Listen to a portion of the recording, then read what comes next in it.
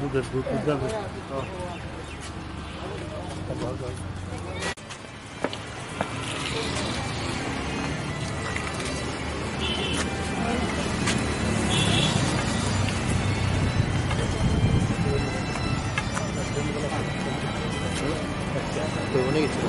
Case কালেকশনে আমাদের কিছু অভিযান ছিল, সেই আর কি আমাদের সেই তদন্ত।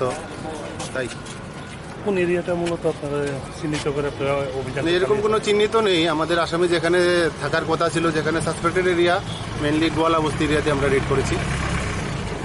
কারা কারা ছিল আপনাদের এই অভিযানে? সেখানে তো আমরা থানার অফিসারবৃন্দ, পিএসআর এবং কিছু সিআরপিএফ। অভিযানে কিছু পাওয়া গেছে না, এখন অবধি আমরা কিছু পাইনি। আমাদের অভিযান চলছে। অভিযান কি এখনো আরও চলবে?